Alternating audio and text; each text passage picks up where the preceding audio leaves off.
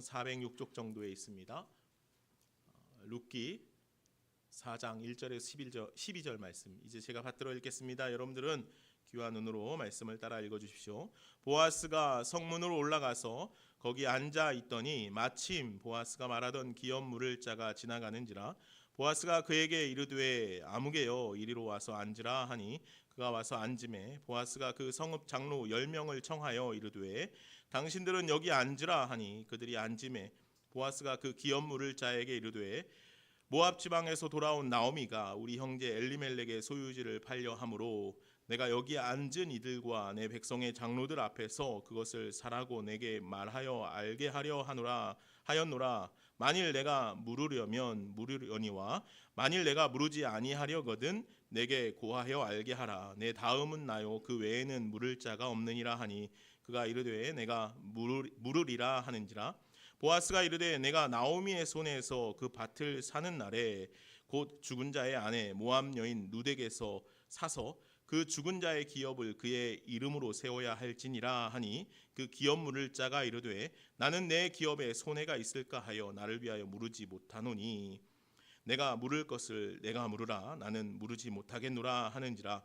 옛적 이스라엘 중에는 모든 것을 물으거나 교환하는 일을 확정하기 위하여 사람이 그의 신을 벗어 그의 이웃에게 주더니 이것이 이스라엘 중에 증명하는 전례가 된지라. 이에 그 기업 물을 자가 보아스에게 이르되 내가 너를 위하여 사라 하고 그의 신을 벗는지라.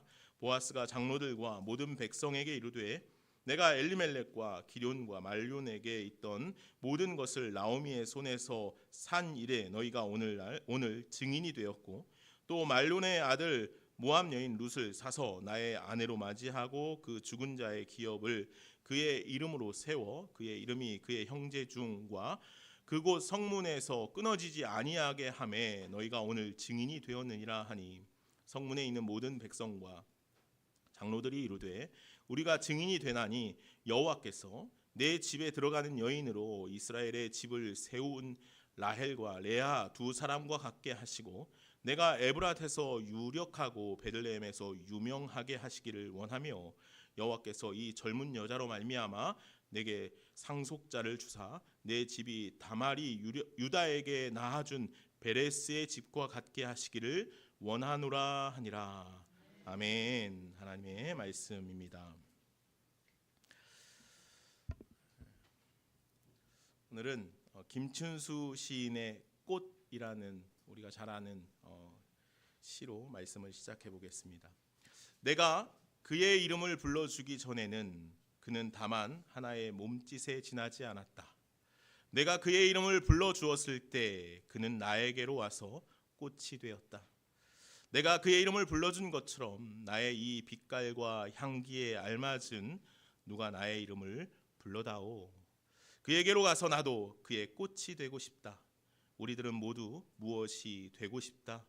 너는 나에게 나는 너에게 잊혀지지 않는 하나의 눈짓이 되고 싶다. 아멘이 나옵니까? 내가 그의 이름을 불러주었을 때 그는 나에게로 와서 꽃이 되었다.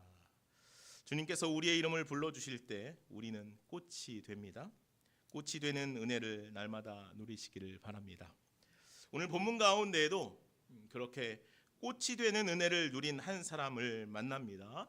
우리가 계속해서 살펴본 보아스입니다. 오늘 본문은 보아스가 성문에 올라가 앉아 있는 것으로부터 말씀이 시작됩니다. 보아스는 지금 나오미와 룻의 기업을 물을 자의 책임을 다하기 위해서 이 일을 하기 위해 성문에 앉아 있었다는 것이지요. 이 당시의 성문은요, 장로들이 법적인 문제를 처리하는 곳이었습니다. 그리고 공적인 모임의 장소로 쓰이기도 했습니다. 그래서 이 성문에서 어떤 일들에 대한 법률화, 공식화를 하는 일들이 종종 일어났던 것입니다.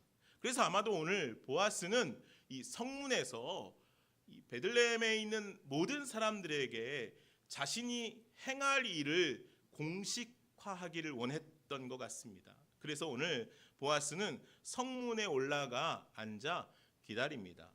그러자 기다리던 이가 마침 그 앞을 지나갑니다. 이에 보아스가 그 가까운 친족, 기다리던 그 사람을 공적인 자리로 불러 앉히고 있는 것입니다.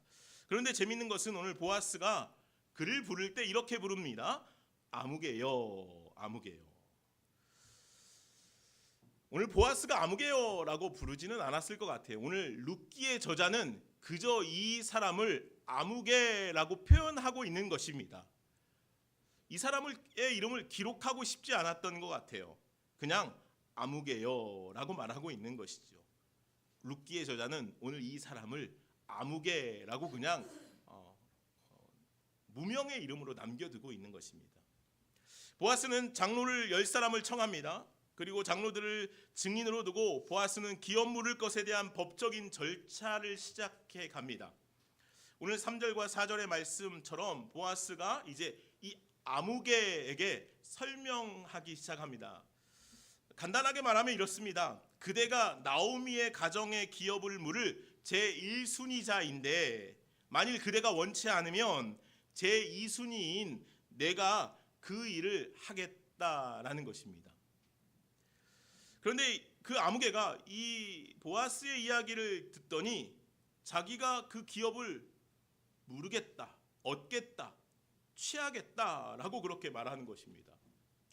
사실 이 보아스의 계획에는 없었던 대답이었던 것 같아요. 이 보아스가 다시 한번 이 일을 설명하면서 5절에 이렇게 말합니다. 5절 말씀을 한번 보시죠.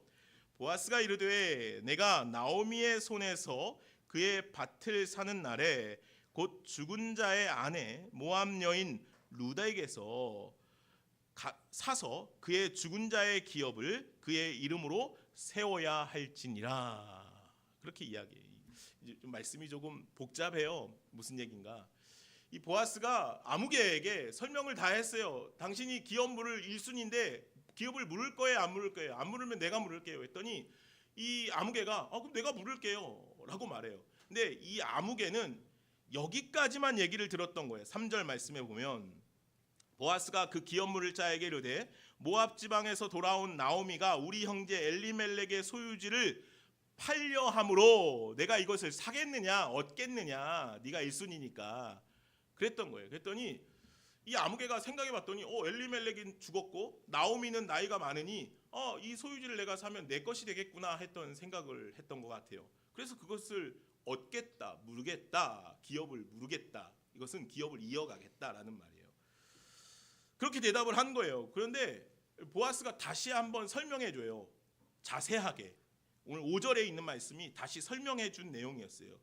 이 설명한 내용 안에는 어떤 것이 들어있냐면 엘리멜렉의 소유지를 파는 것만이 아니라 무엇이 함께 들어있어요? 그것을 사는 사람은 죽은 자의 아내 모압 여인 루덱에 가서 그 기업을 그의 이름으로 세워줘야 한다는 거예요. 이것이 기업 물을 자의 책임이에요. 이 안에는 뭐가 들어있냐면 수호혼이라는 것이 들어있어요. 지난번에도 제가 말씀드렸는데 계대결혼 혹은 형사취수제라는 그런 이 고대 근동에 있던 제도였어요. 이스라엘 백성들 안에도 있던 제도였죠.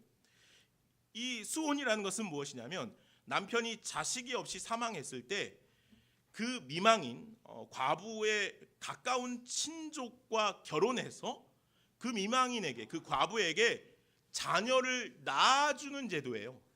자녀를 낳아주는 제도. 만약에 그 기업을 무르기 위해서 밭을 살 경우에는 룻과 결혼해서 엘리멜렉의 가문을 이어주어야 하는 책임이 있었던 거예요. 그러니까 이 아무개는 처음에는 나오미만 생각했다가 이 나오미는 어차피 자녀를 낳을 수 없으니 별거 아니겠다, 상관없겠다라고 생각했다. 룻이 있다는 것을 보아스가 다시 한번 확인시켜 주니까 그러면 내가 그것을 물을 수 없다라고 오늘 말하고 있는 것이죠. 오늘 6절 말씀입니다. 제가 한번 읽어볼게요. 그 기업 물을 자가 이르되 나는 내 기업에 손해가 있을까 하여 나를 위하여 물으지 못하노니 내가 물을 것을 내가 물으라. 나는 물으지 못하겠노라 하는지라. 이 아무개가 지금 얘기하고 있는 거예요. 보아스가 자세하게 설명을 해주니까 이 아무개가 생각해 보았던 것 같아요. 그러면 내 기업에 손해가 가겠는데, 기업을 무르는 것이 나에게 이득이 되지 않겠는데 라고 판단을 했던 것입니다. 그래서 깜짝 놀라서 처음에 했던 대답을 번복해서 2번이나 이야기하는 거예요. 나는 무르지 못하겠노라. 2번이나 반복해서 이야기해요. 그는 내 기업에 손해를 끼칠 수 있다는 거예요. 이 일은. 그래서 나는 그것을 못하겠다라고 말하는 거죠. 기업 무르는 자가 내 재산만 축낼 수 있다는 판단을 하게 된 것이죠. 그렇게 그는 아무개가 되고 만 것입니다. 그는 하나님의 위대한 역사에 그 이름을 기록하지 못해요.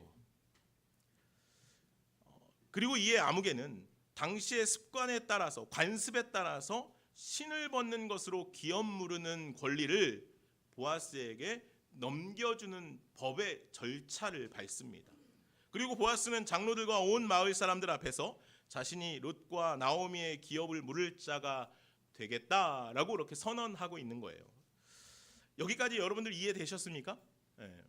이 9절 10절의 말씀을 보면 이제 이것을 선언하는 내용이 기록되어져요. 한번 읽어보겠습니다. 9절 10절에 보아스가 장로들과 모든 백성에게 이르되 내가 엘리멜렉과 기럨과 말론에게 있던 모든 것을 나오미의 손에서 산 이래 너희가 오늘 증인이 되었고, 또 말론의 아내 모압 여인 룻을 사서 나의 아내로 맞이하고 그 죽은 자의 기업을 그의 이름으로 세워 그의 이름이 그의 형제 중과 그곳 성문에서 끊어지지 아니하게 하매 너희가 오늘 증인이 되었느니라. 아멘.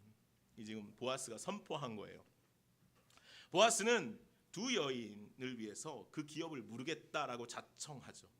어려움에 처한 2 여인과 그 가문을 위해서 자신이 값을 지불하면서 헌신을 다짐하고 있는 거예요. 그가 여러 증인들 앞에서 자신의 책임을 다하겠다라고 선언하죠. 이로 인해서 모든 문제가 나오미의 가정에 있는 룻에게 얹혀져 있던 모든 문제가 해결되었습니다. 보아스는 룻의 남편이 되어서 그녀의 모든 것을 책임지는 자가 되었고, 나오미와 룻은 그 기업을 물을 자 보아스를 통해서 다시 기업을, 가정을 이어갈 수 있게 되었다는 거예요. 축복이죠. 이 사실을, 이 일들을 집에서 기다리고 있었던 나오미와 룻은 아마 초조했을 것 같아요. 보아스가 이 일을 잘 처리하고 있는가? 일을 잘 하고 있는가? 우리 가문이 다시 회생할 수 있을까? 우리 가문이 다시 이어져 갈 수 있을까? 하고 초조하게 기다리고 있었을 것 같아요. 그리고 보아스의 이 선언을 들었을 때 그들은 아마 복음을 들은 기분이었을 것 같아요. 오늘 보아스의 모습을 통해서 아마 그들은 하나님 시키시고 우리의 기업이 되어주셨습니다. 이것이 기업이죠. 기업 물을 자의 은혜입니다. 이것이 또 복음입니다. 오늘 보아스를 통해서 하나님께서는 나오미의 집에 룻을 통하여서 룻에게 복음을 흘려가게 하신 것이에요. 오늘 저와 여러분들 통해서도 보아스처럼 복음이 흘러갈 수 있는 은혜가 있기를 간절히 소망합니다. 우리에게 맡기신 복음의 사명을 다하여 주공하는 영혼들 가운데 은혜의 기업을 이어가는 저와 여러분들이 되기를 간절히 소망합니다. 이어서 오늘 11절 12절의 말씀에 보아스의 선언에 대해서 장로들과 사람들이 축복의 메시지들을 전합니다. 말씀을 함께 보실까요? 11절 12절인데 우리 말씀을 같이 한번 읽어보겠습니다. 조금 길지만 11절 12절 같이 읽겠습니다. 시작. 성문에 있는 모든 백성과 장로들이 이르되 우리가 증인이 되나니 여호와께서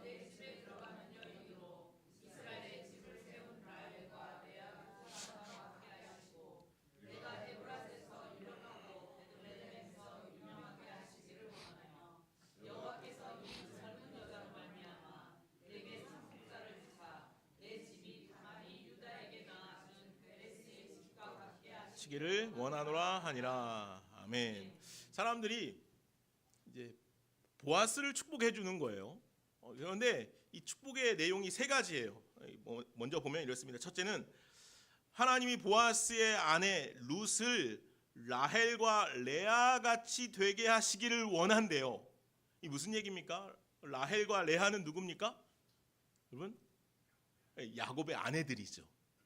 야곱의 아내들을 통해서 무엇이 이루어졌습니까? 12지파가 생겼어요. 12자녀를 통해서 12지파가 생겼죠. 이스라엘이라는 나라가 12지파로 구성되어서 야곱으로부터 라헬과 레아라는 아내를 통하여서 일어나게 되었다는 거예요. 그래서 오늘 사람들은 축복하고 있는 거예요. 보아스의 아내 룻이 마치 라헬과 레아처럼 하나님의 백성의 기업을 이어가는 놀라운 은혜가 있기를 원한다는 거예요. 조금 더 직설적으로는 12자녀 정도 낳았으면 좋겠다라는 표현도 되겠죠. 그러니까 룻을 통하여서 하나님의 역사, 하나님의 백성들이 계속해서 이어져 가기를 원한다라는 그런 축복이에요. 참 놀라운 축복이 아닐 수 없어요. 또 두 번째 축복은 이것이에요. 하나님이 보아스를 어떤 사람이 되게 하기를 원한다고요? 유력하고 유명하게 하시기를 원한대요. 우리가 2장 말씀에서 볼 때 보아스를 설명할 때 보아스를 뭐라고 설명합니까? 유력한 자라고 그렇게 표현했어요. 보아스는 이미 유력한 자였어요. 그 베들레헴에서. 그런데 그는 또 유력한 것뿐만 아니고 어떤 사람이 되기를 원한다고요? 유명한 자가 되기를 원한대요. 여러분들 알고 있는 사람들 중에 유명한 사람이 어떤 사람이 있습니까? 보아스. 보아스는요, 룻기라는 성경의 주도적인 인물이었어요. 그죠? 아주 유명한 사람이 되었어요. 보아스는 그렇게 유명한 사람이 되었습니다. 온갖 손해를 감수하고 기업 물을 자의 책임을 다함으로 인하여서 그가 누린 축복은 유명한 자가 된 것이에요. 또 세 번째 축복은 무엇입니까? 보아스의 집안이 어떤 집안이 되기를 원한대요. 베레스의 집안과 같이 되기를 원한대요. 이 좀 생소한 축복이에요, 그죠? 베레스의 집안? 어떤 축복이기에 베레스의 집안처럼 되기를 원한다라고 말할까요? 베레스는 어떤 사람입니까? 창세기 38장에 보면 유다의 자녀로 등장해요. 사실은 창세기 38장은 조금 복잡한 이야기가 기록되어져 있어요. 근데 이 다말이라는 며느리를 통해서 유다가 자녀를 낳게 되죠. 다말이 임신을 하게 되는데 쌍둥이를 임신해요. 출산할 때가 돼서 출산을 하는데 어떤 일이 일어납니까? 이 산파가 이 자녀를 받으려고 하는데 손이 쑥 나와요. 그래서 이 산파가 이 장자, 첫째는 굉장히 중요했잖아요. 그래서 그 손에다가 이 붉은 실을 묶어요. 얘가 첫째야 하고, 얘가 처음으로 나올 아이야 하고, 나중에 헷갈리지 않게 하기 위해서 붉은 실을 묶어요. 그런데 손이 쑥 들어가고 그 다음 아이가 나온 거예요. 그 다음 아이가 누구예요? 베레스였어요. 베레스.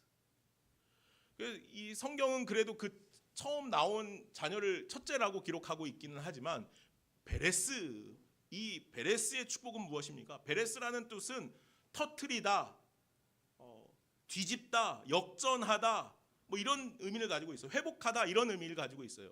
그러니까 베레스는요, 역전에서 나왔어요. 형보다 먼저 형이 나오려고 하는 것을 뭐 뒤에서 뺐는지 어떻게 했는지 몰라도 손이 나왔는데 다시 들어가고 둘째 베레스가 나온 거예요.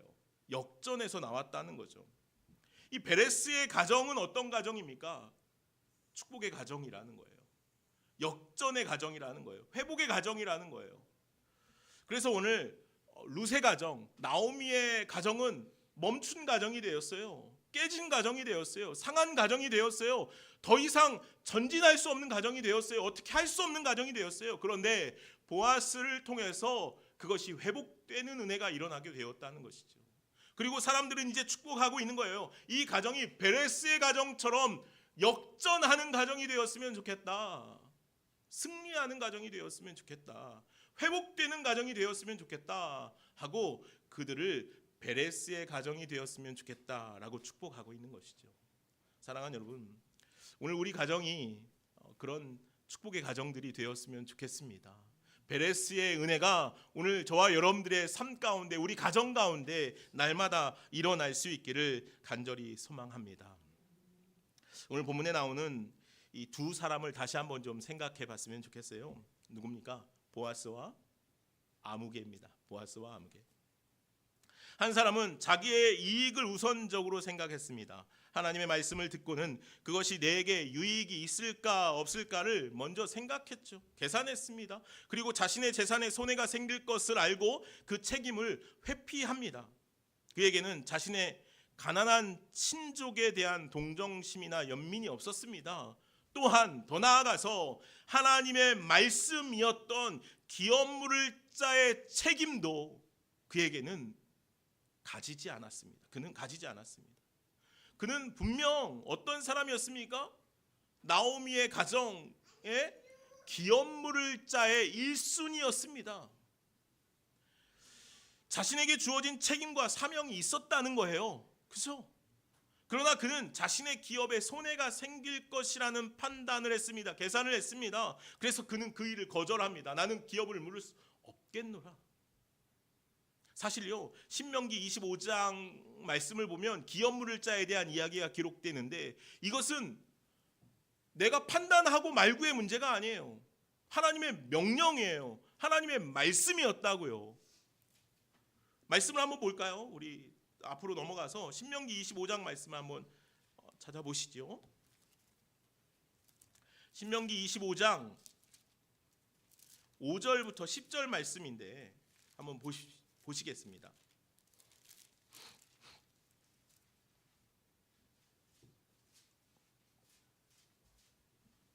찾으셨습니까? 제가 한번 읽어보겠습니다. 5절부터 여러분들 잘 따라 읽어주십시오. 형제들이 함께 사는데 그중 하나가 죽고 아들이 없거든 그 죽은 자의 아내는 나가서 타인에게 시집가지 말 것이요 그의 남편의 형제가 그에게로 들어가서 그를 맞이하여 아내로 삼아 그의 남편의 형제된 의무를 그에게 다 행할 것이요 그 여인이 낳은 첫 아들이 그 죽은 형제의 이름을 잊게 하여 그 이름이 이스라엘 중에서 끊어지지 않게 할 것이니라. 그러나 그 사람이 만일 그 형제의 아내 맞이하기를 즐겨하지 아니하면 그 형제의 아내는 그 성문으로 장로들에게로 나아가서 말하기를 내 남편의 형제가 그의 형제의 이름을 이스라엘 중에 잊기를 싫어하여 남편의 형제된 의무를 내게 행하지 아니하나이다 할 것이요 그 성읍 장로들은 그를 불러다가 말할 것이며 그가 이미 정한 뜻대로 말하기를 내가 그 여자를 맞이하기를 즐겨하지 아니하노라 하면 그의 형제의 아내가 장로들 앞에서 그에게 나아가서 그의 발에서 신을 벗기고 그의 얼굴에 침을 뱉으며 이르기를 그의 형제의 집을 세우기를 즐겨 아니하는 자에게는 이같이 할 것이라 하고 이스라엘 중에서 그의 이름을 신 벗김 받은 자의 집이라 부를 것이니라. 아멘. 아주 길게 자세하게 오늘 본문의 내용과 동일한 이야기를 기록하고 있는 거예요.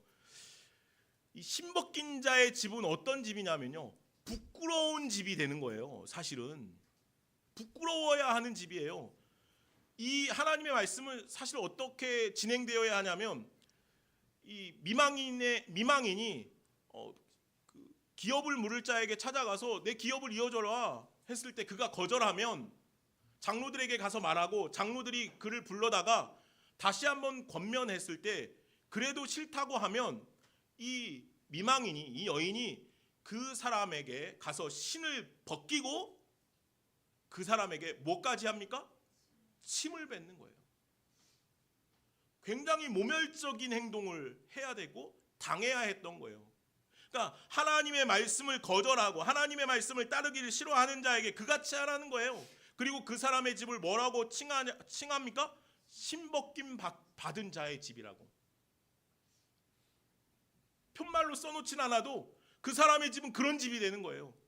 모멸과 멸시의 집안이 되는 거죠. 하나님의 말씀을 이어가지 아니하는, 하나님의 말씀을 지키지 아니하는, 하나님의 말씀을 따르지 아니하는 가정이 되는 거예요. 그런데요, 오늘 말씀을 다시 한번 보면요, 7절 말씀입니다. 오늘 본문으로 돌아와서 7절에 보면 이렇게 기록해요. 옛적 이스라엘 중에 모든 것을 무르거나 교환하는 일을 확정하기 위하여 사람이 그의 신을 벗어 그의 이웃에게 주더니 이것이 이스라엘 중에 증명하는 뭐가 돼요? 전례가 되었대요. 하나님의 그 놀라운 말씀이 나중에 그냥 전례처럼 흘러가는 일이 되었어요. 그리고 어떻게 변질되었냐면요, 그냥 내가 그것을 하기 싫으면 내가 신을 벗어서 그 사람에게 주면 되는 거예요.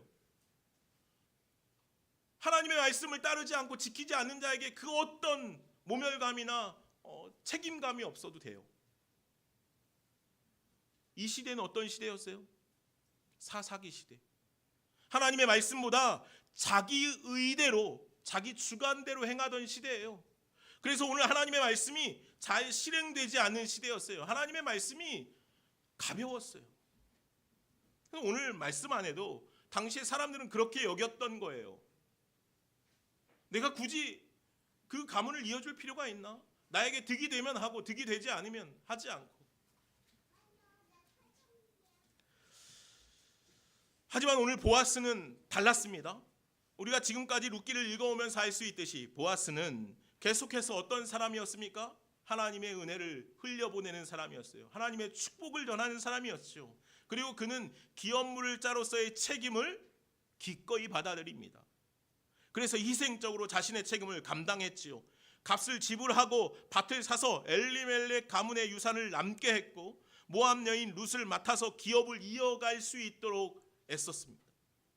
이것이 쉬운 결정이 아니죠. 그런데 보아스는 자신보다 다른 사람의 유익을 위해서 희생적으로 기업물자의 책임을 다하고 있던 거예요. 그것을 위해서 헌신했어요. 무엇보다도 하나님의 말씀에 순종하는 사람이었다는 거예요. 하나님의 말씀이기 때문에 말씀대로 살았어요. 말씀을 귀하게 여기는 삶을 살았다는 거예요. 당시에 많은 사람들은 그 말씀을 전례처럼 여기고 말았어요. 가벼운 것으로 여기고 말았죠. 그러나 보아스는 그 말씀을 그 삶에 귀하게 여기고 살아갔던 것이죠. 오늘날 우리는 참 빠른 계산을 하면서 살아가는 시대를 살아가고 있어요. 사람들은요, 빠르게 계산합니다. 이것이 내게 유익이 될지 안 될지. 그리고 그러한 관점으로 모든 것을 결정하죠. 사람들을 만날 때도 저 사람이 내게 도움이 될지 안 될지, 그래서 내게 유익이 되는 사람이면 가까이 하고 그렇지 않으면 가까이 하지 않아요. 이것이 오늘날 사람들이 산 삶의 방식이죠. 그런데 오늘날 많은 그리스도인들 역시 그렇게 살아가요. 주님의 일 앞에서도 우리는 먼저 인간적인 계산이 앞서요. 이 일이 나에게 유익이 되는지 안 되는지 그것을 먼저 판단하고 계산하죠. 최근에 이 캐톨릭 신자와 개신교 신자 중에 누가 더 잘 사는가, 이제 많은 그 유익을 얻으며 살아가는가에 대한 어떤 연구를 한 결과를 제가 본 적이 있어요. 책에서. 물론 이것은 한 개인의 연구이기 때문에 100% 정확하지는 않겠지만 그 연구 결과는 이래요. 개신교 신자가 훨씬 더 캐톨릭 신자보다 잘 산다는 거예요. 좋은 결과입니까? 그럴 수 있죠. 그러나 저는 이 결과의 내용들을 보면서 개신교 신자가 훨씬 더 신앙적이지 않구나 하는 생각을 하게 됐어요.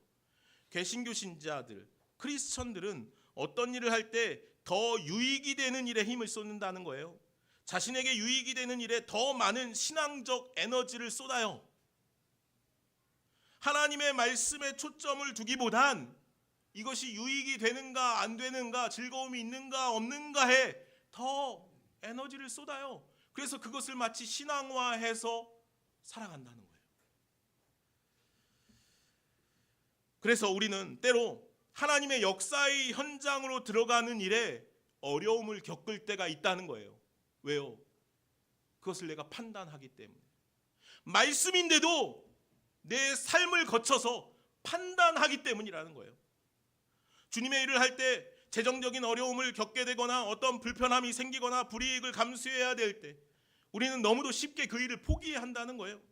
주님의 말씀을 듣고 그 말씀을 따라 살아가는 일이 쉬운 일은 아니죠. 그러나 주님의 일이 오늘 우리의 삶에 그 어떤 계산보다 먼저일 수 있었으면 좋겠습니다. 그 일을 할 때, 주님의 일을 할 때 때로는 우리의 삶을 통째로 어그러뜨릴 수도 있을지 모르겠죠. 그러나 그럼에도 주님의 일, 주님의 말씀에 순종하는 일에 온 힘을 다할 수 있는 저와 여러분들이 되기를 간절히 소망합니다. 주님의 말씀에 대한 책임과 헌신이 우리에게 필요하다는 거예요. 만약 우리가 나의 이익만을 생각해서 모든 일들을 결정한다면 우리는 분명 하나님의 위대한 역사에 동참할 수 없게 될 줄로 믿습니다. 주님의 역사가 결코 우리의 삶에 일어날 수 없게 된다는 것이에요. 오늘 본문에 나오는 아무개처럼 그는 엄청난 기회를 놓쳤죠. 사실은 그저 아무개로 이 땅을 아무 의미 없이 살다가 마치게 되겠죠. 보아스가 기업물을 자로서 그 책임을 다한 것처럼 우리도 믿는 자로서 나에게 주어진 책임을, 사명을 성실히 감당하며 헌신할 수 있는 저와 여러분들이 되어져야 할 줄로 믿습니다. 복음을 전하는 책임, 누군가의 영혼을 돌보는 책임, 교회를 세우는 책임, 하나님의 사랑을 전하는 책임, 성경적인 가정을 세우는 책임, 그 책임을 오늘 저와 여러분들의 것으로 받아들여서 그 일에 헌신할 수 있어야만 합니다.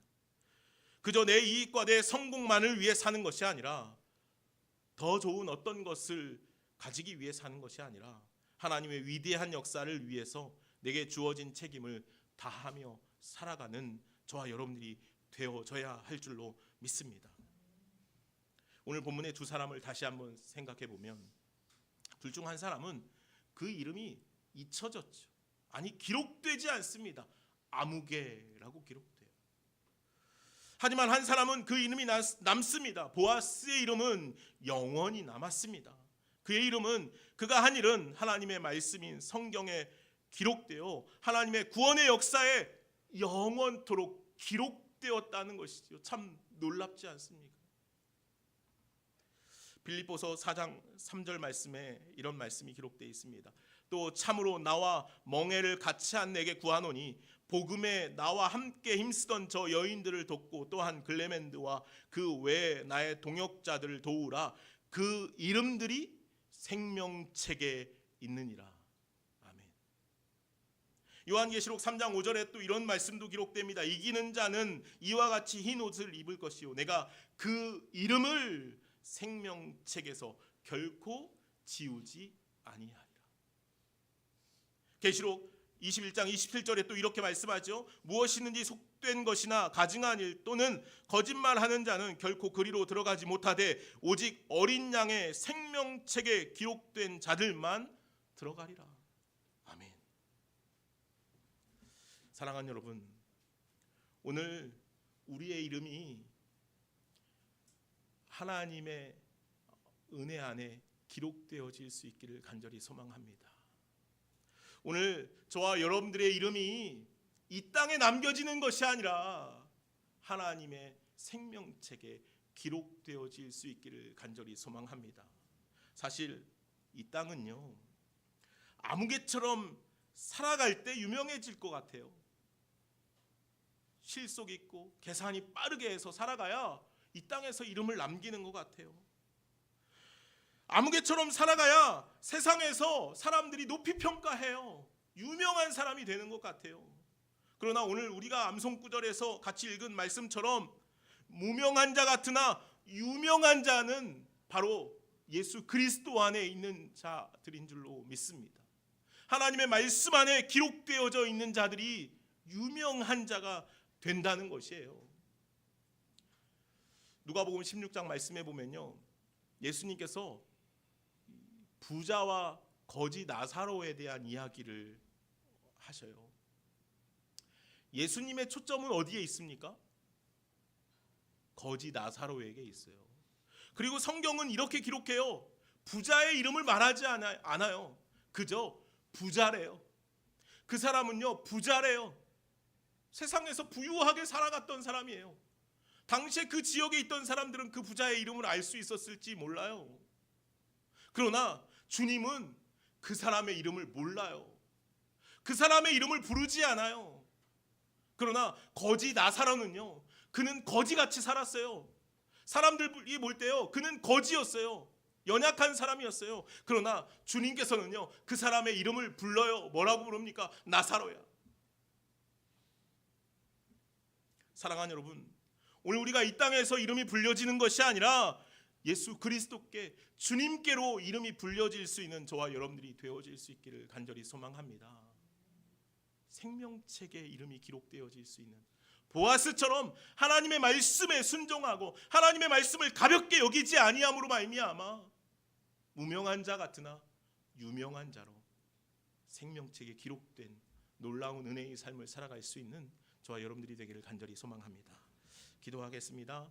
사랑과 은혜가 많으신 하나님, 감사합니다.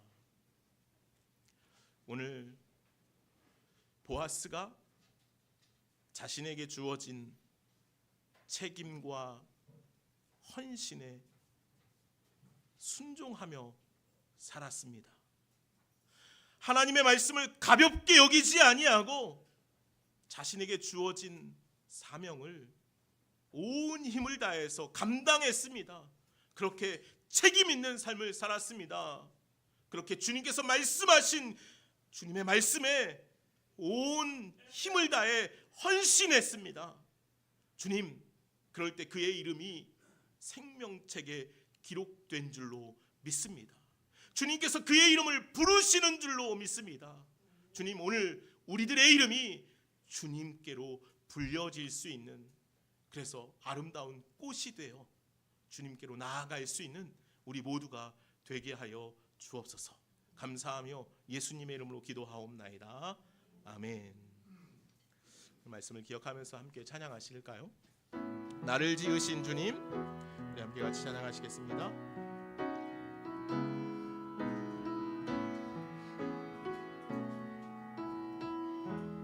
나를 지으신 주님,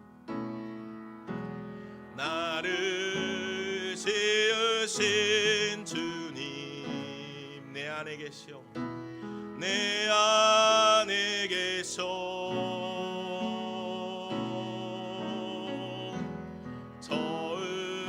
처음부터 내 삶은 그의 손에 있었죠. 내 이름 아시죠? 내 이름 아시죠? 내 모든 생각도 내 흐르는 눈물 그가 닦아주셨죠.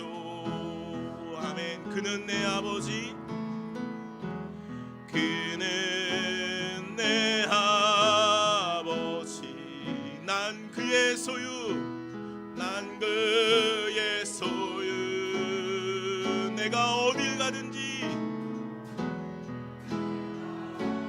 어딜 가든지 날 떠나지 않죠.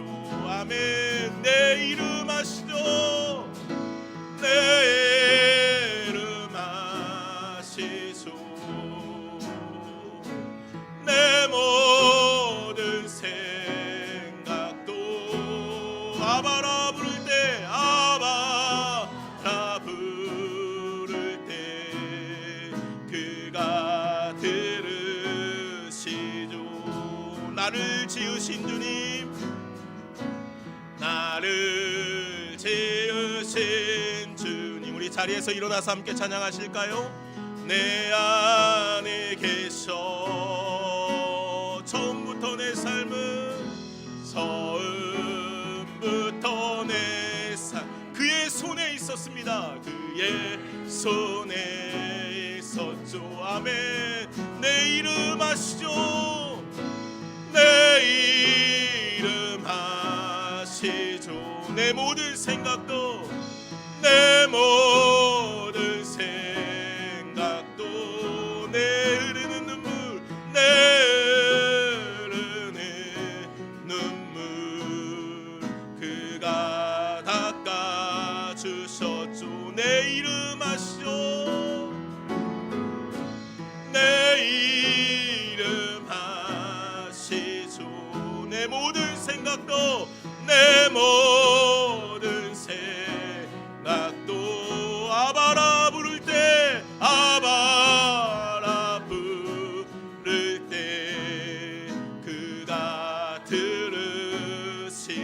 다시 한번 고백합시다. 내 이름 아시죠?